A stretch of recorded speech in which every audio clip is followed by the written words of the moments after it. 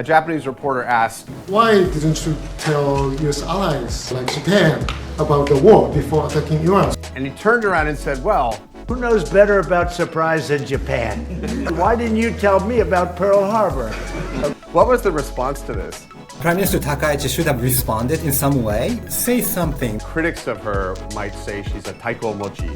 Her focus is to just please her boss, President Trump.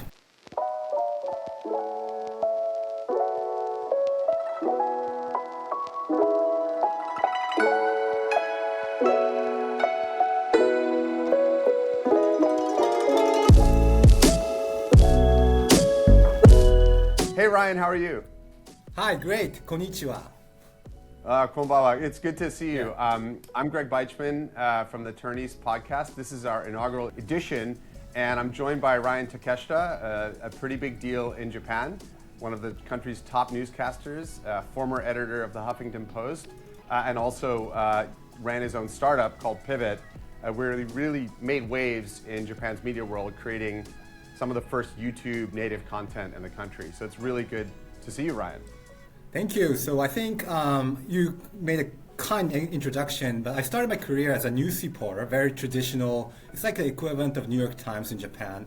And I started as an editor-in-chief of HuffPost Japan. And also after serving 5 years as an editor-in-chief, with my friends, I founded a company called Pivot. It's a media startup. And now I'm at TBS, which is a very old traditional news organization. And my career is kind of unique in Japan because if you go join a company in Japan, especially news reporters, they stay there for a lifetime. So I think that makes also my career unique in Japan. To be honest, Ryan, that's like very much how I think the rest of the world used to be. And I think that's one of the things we can hit on this podcast is Japan slow to adopt or not? I mean, I also started my career just like you at Reuters as a journalist. Hello and welcome to The Week That Was. I'm Greg Beichman of Reuters. And then, as digital media came online, things began to move really, really fast. But my impression of Japan is, it's still a more conservative environment, a still more conservative economy when it comes to media especially. I think that's one of the things we can talk about here because media is just moving so fast, transforming so quickly. I think that's one of the things we can get into. Absolutely, Greg. So I think it's very slow and very conservative because when I left Asahi, which is a very traditional newspaper, people are saying to me, "You are a traitor. Why are you quitting Asahi?" And I was literally punished by my boss. But now it's changing, and it's kind of common for a news reporter or someone to quit the company or leave a company, start a business, or join another company. It's slowly changing. And that's what's so exciting about seeing you at TBS and knowing that company. Well, believe it or not, I worked there many years ago, like almost 100 years ago when I was a kid. But it's so exciting to see you there driving change and transformation. So I think that's our podcast, right? I think we're trying to talk about how Japan is adopting and changing. I mean, when I was growing up, I had the good fortune to spend some time in Japan. And Japan was number one. It was going to be, the next century was going to be about Japan. And here we are 20, 30 years later, and things have moved on a little bit. So I think I'll always reference that, my experience there when I was a lot younger. What I'd love for us to talk about is, what is the media missing globally? There's a lot of reporting happening from Japan, whether that's, professional media like Bloomberg talking about markets, or whether that's the New York Times talking about cooking. But I always feel, and I want to get your view, I always get the sense that Japan's message isn't really well communicated. There's a gap between what's covered from Japan by the global media and what's happening. I think there are 3 points to it. One is the startup culture, which I can highly speak about because there's a lot of people starting their own business. So there's the next Sony or the next Toyota, but it's not covered yet. So I think that's kind of story we want to tell. And also, number 2 is Takaichi, the new prime minister. And I know she's being covered by a lot of media, but there's so many stories that are missed. So many stories that are told on the ground. And there are so many stories that people in Japan think about Takaichi, bad things and also good things. And number 3 is that it's a slow economy, it's an aging society, but still, I think there are a lot of things that Japan is trying hard, and maybe we can tell to the world as a kind of lesson, because some people say that we're in the forefront of an aging society, and believe it or not, I think a lot of countries from like 5 or 10 years later, they'll face the same challenges as Japan is facing right now. 100%. I mean, let's dive a little into Takaichi, as Yeah. you say. You know, is she? I just read a really funny comment from someone else in Japan saying, you know, Japan doesn't need another Trump.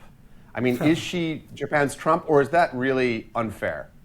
I think she's in Japan's Trump, but at the same time, she's kind of a symbol of change in Japan. You know, she's the first ever female prime minister in Japan, and believe it or not, it was even the United States doesn't have a female president yet, so it kind of boosted our confidence that Japan was always trying to catch up to the United States, but as in terms of this female prime minister or female leader, we are kind of ahead of the United States. So that's kind of a national pride. But at the same time, she's a conservative person, but also a populist, and she likes Trump. So I think, you know, both ways. I think she's also a Japanese Trump, but also a signature or a symbol of change. You know, I think the thing about Trump that stands out, you know, coming at it from a global perspective and even as an American, you know, he's able to kind of almost trample over or you know, lead, if you want to be generous, you know, the traditional kind of government format. Is Takaichi in that position of power? Does she have the ability to kind of make the Diet, the parliament, do what she wants it to do the way that Trump does, or is it a more nuanced picture? That's a great question because she just won a very landslide victory election. So she has the power in the Diet, but the bureaucratic system in Japan is very conservative, very old. So I think she will have a hard time actually trying to make the government officials do what she wants to do. So I think that's her challenge. She has a popularity, she has a control over the Diet, but the bureaucratic system in Japan called Kanryo Seido, I'm sure you know that it's very stiff, very conservative, and they are reluctant to change. So, I mean, there's no Doge equivalent like what Elon Musk came in to do to try to cut spending, cut bureaucracy. No. Do people in Japan talk about this so-called deep state as an issue, or is that just accepted as, you know, a well-run government? So deep state, it's still like a conservative, crazy theory in Japan, but you know, some people are starting to believe it. But you know, yeah, that's a nuance. You used a great word when we were back and forth on this discussion, you know, which I really enjoyed researching, and the critics of her might say she's a taiko mochi. So tell us about taiko mochi. Tell us about why that might be a discussion point in the Japanese media, and is there anything there to that, and any point to that? Yeah, great point, because taiko mochi, I think our listeners have never heard of that word, and if you know taiko mochi, you're like the expert in Japanese. So literally taiko mochi means that, yeah, so taiko is like a drum, and mochi is like a bearer, so it means that you're like, you know, like a drum beat, person. like driving a beat. Yeah, that's a word. So it's like a person who like flatters someone, or you know, doesn't say what he or she thinks, but just her focus is to just please her boss, who is President Trump at the moment. So I think people were very uncomfortable seeing the conference, the U.S.-Japan conference, when she was just saying nice words to President Trump.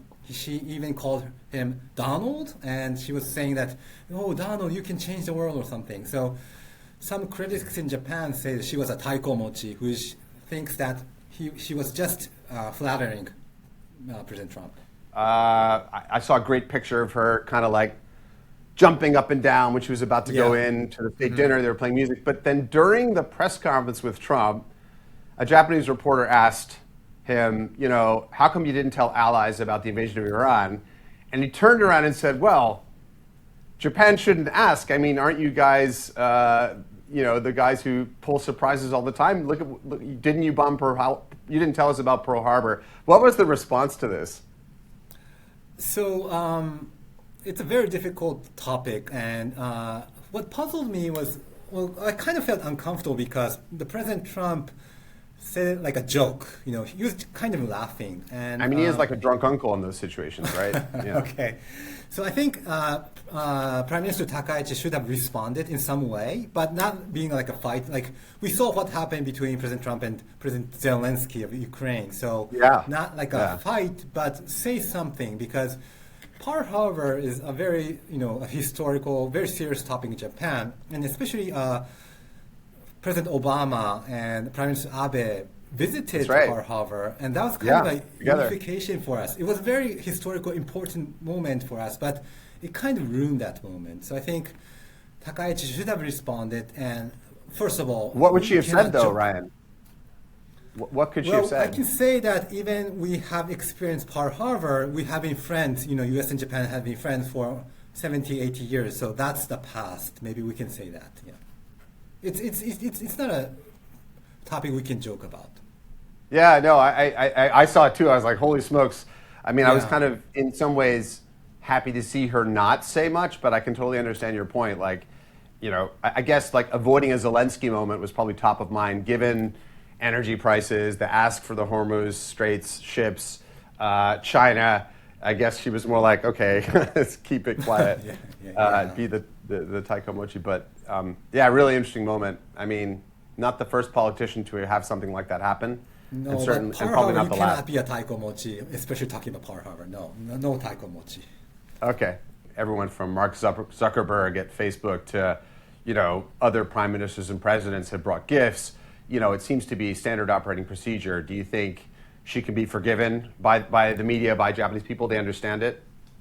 So it's a great point again, because when we look at Zuckerberg and all the tech giants going to the White House or Florida, Mar-a-Lago, we think that's a strategy. They want something, so they're just pretending to be loyal to Trump.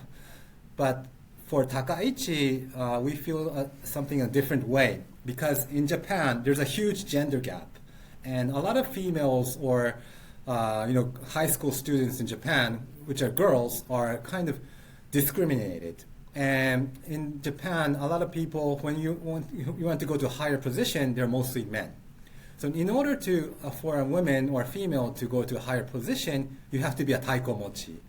So that's kind of a Okay. context we see in Takaichi-Trump relationship, because Trump is a powerful man.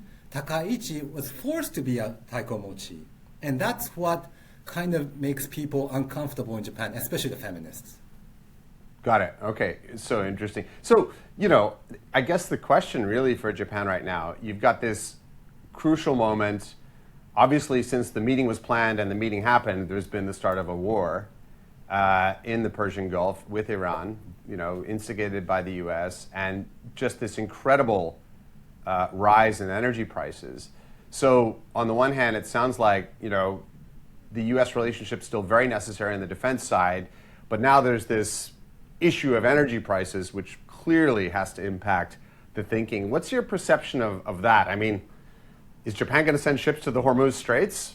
Is that even possible? No, that's not possible because of the Constitution, no. Do you think for now it's about keeping Trump on side as much as possible, but then having to kind of negotiate with Iran, with other allies, for example, to see if something could be done to restore energy supplies? I think that's the solution. So, Takaichi or Japan has to please Trump and do not make him angry. But at the same time, Japan has a historical relationship with Iran. So, kind of a double-sided diplomacy is needed. And also, you mentioned a good point, defense. So in Japan, we have an army, but it's called the Self-Defense Army. So basically, we're not able to go into military operations. And it's because of the long history of the World War II and everything. So we want peace, we want to take part in the world, but we cannot just defend ourselves by ourselves. So we need the US Army to defend us. So that's the reason we have to also be nice to Trump and please him, but also negotiate with Iran or negotiate with China. I completely understand. And do you think that, I mean, the last prime minister that really made a big impression out of Japan, and I think it was a big impression sitting here in London when I was at CNN, was Abe.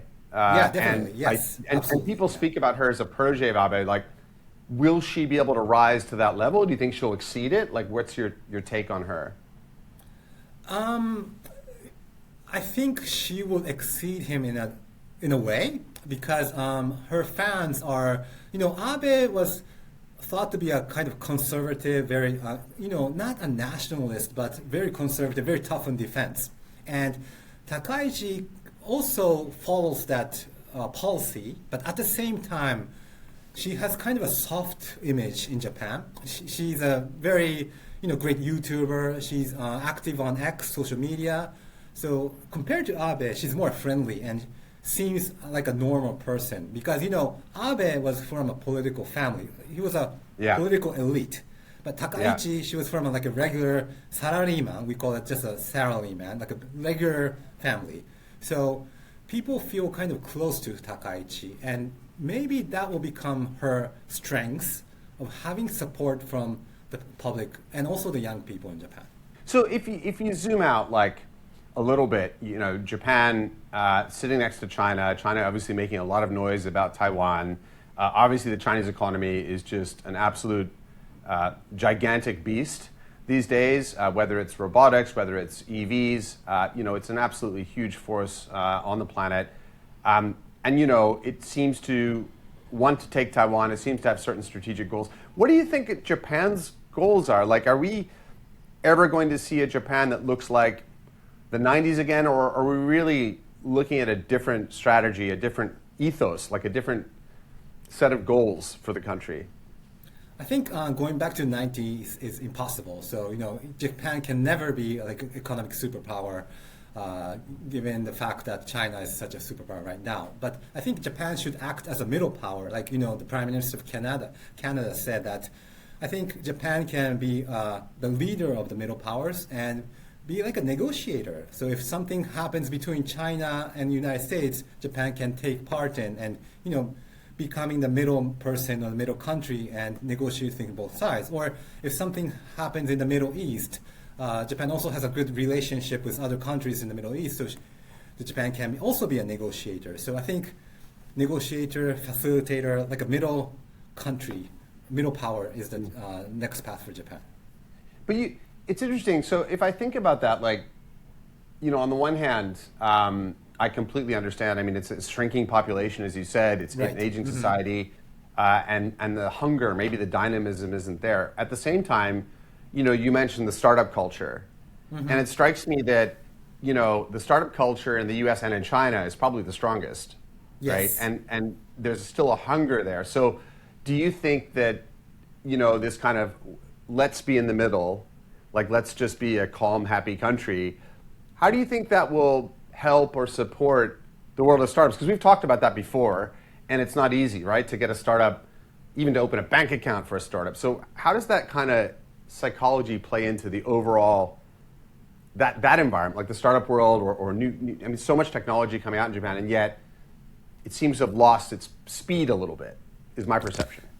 So I used to live in the Bay Area, so I know a lot about U.S. startup culture, and I have friends in entrepreneurs. And basically, correct me if I'm wrong, but I think the U.S. startup culture is like break things or disrupt things, or it's same in China, being aggressive. But startup culture in Japan is quite different because I myself was an executive and a founder of a startup, and it's more of a negotiating culture. Startup CEOs in Japan are very nice. They don't break things. They work well with big organizations or work well with like a company like TBS. And it's not trying to break TBS, but trying to change TBS in a way. So I think startup in Japan team up with big companies like Sony, Toyota. And I think that's kind of a Japanese culture thing. And we can apply that to international relations as well. So Japan, as a middleman or a middle country or a middle power, I think we won't break the international rules or disrupt the international rules, but get along with everyone in the world. So that kind of principle of wa, of kind of harmony, like, Wa, and yes. it kind of cuts across whether you're talking about the political aims of the country or even when it comes to business and startups, like there's a desire for harmony and collaboration across the piece. But how does, I guess the challenge might be, how do you compete in that world. Like it takes if you're talking about organizing a lot of humans to compete because you need this harmony thing, like how competitive can Japan be? Or is there something new we're going to see? Like, do you think that's actually a special trait in this world of AI where people are outsourcing things to agents? Like, do you think that human system has a hope, or that collaboration system has a hope? I think so. I think Japan is strong because we don't compete. And I think that's the difference of what makes Japan different. So in a way, it's competitive because we're different from the other countries. And that's because we don't compete. And when we say wa, it's a kanji, a Chinese character, wa also means Japanese. Wafu means Japanese. So wafu ryori is Japanese cuisine. I think that's kind of a core identity in Japan, that we get along with people, and that's why we're strong, and that's why we're competitive. And I think that's a new kind of ethos we can bring to the world. So there's this collaborative model working with big companies to get going, and you think that's more of an advantage than a disadvantage? Because clearly, like things happened in Japan over time with the software business over hardware, like certain things, didn't change fast enough. What are the tension points with change? Like you're in a big company trying to kind of drive change. Everyone talks about change, but it's actually pretty slow. And I understand that people don't change quickly, in my opinion. But is there a way? Are you seeing signs of that happening? Is the mojo coming back? Maybe that's my question. Like, do you see a re-energization of the startup world of Japanese industry in this kind of era? Well, absolutely. I feel the mojo coming, but what's interesting is that there's not a tipping point in this change. Change is happening, but it's very difficult to point out when. Okay. Yeah. Since it's gradually happening so slowly, it's just changing, ing, but it's not changing at this certain moment, or this CEO came to the market and changed the whole market. There's not a tipping point. Okay, well, I mean, it's really helpful. I think it's something we want to revisit in future editions. Mm-hmm. Like, I think I've also been hearing about change since I was probably a high school kid in Japan. Like, everything's about to change, Yes. Japan's going to change. Japan has to change. And sometimes I feel like Japanese people are almost too critical of themselves on this point, I think so, yeah. But as a society, you're so much more structured and organized, and thinking about what change means, all these kind of meta questions are everyone understands them, and it's talked about in the media world. I guess the perception outside of Japan is very much, as you say. I think people look at it as a country that, they can't believe.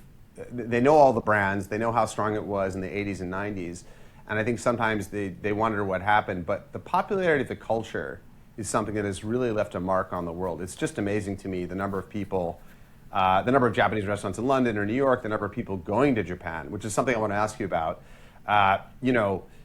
is just unbelievable. It's one of the reasons I think this podcast, has the potential to get quite a few people interested, because people are genuinely touched by Japanese culture. But it's always a surface layer. I was just met with someone on Friday who just is going to Japan with his pregnant wife or his new baby, and they're like, we can't wait to go to the top restaurants. And I was saying, well, normally, they wouldn't want babies in there. And they said, we don't care, we'll just go. They want our money. So there's this it's a very interesting moment. And that's something I want to ask you about, is this, number of inbound tourists and even number of foreigners setting up in Japan, seems to be having quite a big impact on the place. We've heard about a nationalist movement, about restrictions on foreigners. How real is this? Is it just perception, media reporting, or are general Japanese feeling this? I think general Japanese are feeling this, and I think that's a big change in Japan. So I've did some on-the-ground reporting in Kyoto, and Kyoto, there's full of tourists. And of course they're happy that people are coming and spending money, but at the same time, so Kyoto has a lot of hidden rules. I'm sure, Greg, you know that. There's so many rules that you have to follow. Even people living in Tokyo like me don't understand everything in Kyoto. So for one example, there's some private property, and a lot of foreign tourists are going to that road and taking pictures on Instagram, and that's making people in Kyoto uncomfortable. And also, there's like a convenience store in the local part of Japan, and there's a convenience store in Mount Fuji on the back, and people are flocking into this area to take pictures and leaving their garbage behind. And they're spending money on the convenience store, but at the same time in Japan, it's not very good to just throw away their garbage because people carry the garbage and bring it back home. And that's making people in Japan uncomfortable. So I think that because of this people or tourists coming to Japan, there's some kind of a nationalist movement, or we don't want foreigners, we don't want immigrants. I think that's another dark side of Japan that's happening right now. It's so funny you talk about Kyoto. When I was there last summer, you know, there were so many foreigners on the streets. I went to a restaurant. It was not a good mood, but it reminded me of something. You know, when World War II ended and the first emperor came on the radio and said, we must bear the unbearable, we must endure the undurable. I thought, this is what he was talking about. not the U.S. military occupation, but actually a huge number of tourists. It crossed my mind. I mean, but isn't it the case that without these foreigners, like, I mean, whether it's the tourist money or simply people working in convenience stores, isn't it the case that Japan simply doesn't have enough people to sustain its economy? It will have to get this immigration issue right, one way or the other. Right, but some people on social media, of course, but saying that, you know, AI can take over the labor shortage, so we don't want foreigners, we want AI. There's some people saying that. So Chinese robots instead of Chinese robots instead of Chinese or Japanese robots instead. Yes. Interesting. I mean, do you think that's? I mean, look, I'm sitting here in Western Europe, and obviously the U.S. had a massive immigration issue. Yeah, That's what course, Donald Trump got Donald Trump elected. It's the same issue in Europe, and I suppose Japan is similar. But do you think the government is thinking now about how to really address this? I mean, I saw that the Shinseito, won a seat, but it's not like yes, they took over Shinseito, the orange, party, yes. I think the government is very keen on this topic because, you know, it's interesting you mentioned Europe. So a lot of people in Japan who are experts in EU politics or EU society, or people who have lived in England or France, they come home to Japan and say, we don't want to be like them because there are so many problems around immigration. That's a critical change because, you know, if it was 5 or 10 years ago, people came back from Europe and said, we have to copy them. They're way ahead of us. They have good sustainability policies. But right now, it's the opposite. Yeah. And people are coming home from Europe and saying, we don't want to be like them. That is so interesting. I mean, certainly, you know, the social welfare systems, the political systems are quite aligned with Europe. And now they've got the same issues, though, a declining birth rate, a need for immigrants. I mean, here in the UK, you know, if it wasn't for the immigrants, this would be Italy. And ironically, we had the Brexit vote, which shut down European immigration, but those have been replaced by, you know, workers from other countries, whether it's India or Nigeria, or even as far afield as Brazil. You know, there's simply not enough people.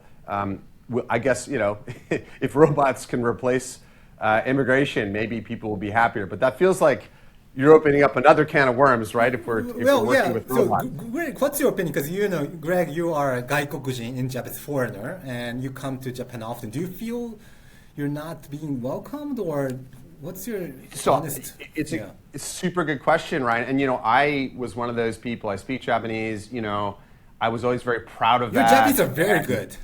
There wasn't like a lot of foreigners around, and now they're everywhere. And even I, you know, in Kyoto, when I saw all these people, I was like, wow, this has gone way too far. Like, so I'm sympathetic to the issue completely. I just think at the end of the day, like, even whether I'm in the UK or the US, you know, societies need hungry classes of workers, you know, of new people. And if you're not making them yourself, well, you have to find them somewhere, because the social welfare systems we have, whether it's Social Security or your Nenkin in Japan, you know, that needs to be paid by somebody. So governments are in a tough place. And then how do you get people to have more kids? Like, this is proving impossible. I mean, the funny thing I've observed, I've spent a lot of time in China recently, is China's becoming like Japan. What took Japan 30 years is happening in 5 years in China. Like, the birth rates are way down. You know, they're having huge deflation there in terms of prices. All the stuff you saw in Japan over the 90s and 2000s and aughties is happening there even faster. So this is not a uniquely Japanese thing. And that's what I think is interesting about our podcast is I think we can cover it from the Japan angle, what solutions have been developed. I think aging is a point we want to look at as well because, well, if there's one place I'd rather grow old than anywhere else, it's Japan. I think Japan, like personally, gets it better in terms of treating people, in terms of, health systems, elevators, transport systems. Like, I think Japan's a great model for aging. Elevators? Are they In different? a train station, for example. Okay, Like, okay, elevators, escalators, Yeah, the politeness. Like, I think we should do something on aging one of these days because there's a lot of talk, even in some of the research projects I know about. Oh, look at Japan, look how well they're doing. And so you're in some ways leading the way. Maybe age tech is actually where Japan really stands out. Yes. So I think that's one of the future things we want to talk about. Absolutely. Like, I want to hear your perspective on China or maybe Singapore or Korea. We can talk about Asia, yes, in a whole, yeah. Yeah, I'd love to. I'm actually going to China in a couple of weeks, and I think, maybe, who knows, maybe we can do a podcast from there. I'll be in Shenzhen, which is the home of robotics, Wow. Yes. and Shanghai. Very exciting. Checking those things out, and I think it's so interesting to be in China right now. It's funny, I took the bullet train to Laos from China. They took the Shinkansen from, Higashi JR and basically copied it at scale. But at the same time, they're not having the demand. The same thing the Japanese government tried to solve by getting more vacations, but getting people to spend more money. They have the same issue in China. So there's a ton of stuff to unwrap there as well with China. But Ryan, I think we're coming to time on this issue today. This is fun. I hope so. Did you have fun? Yes, it's a lot of fun, yeah. Yeah, I mean, I think I'm really looking forward to doing this. I think there's some great stories to tell that aren't being told that we can cover. And at the same time, we can bring on guests and people from around the world to come help us understand what the world's thinking about Japan or thinking about Japan policies and decisions. So I'm really looking forward to making this a success, and hopefully we can get followers and build from there.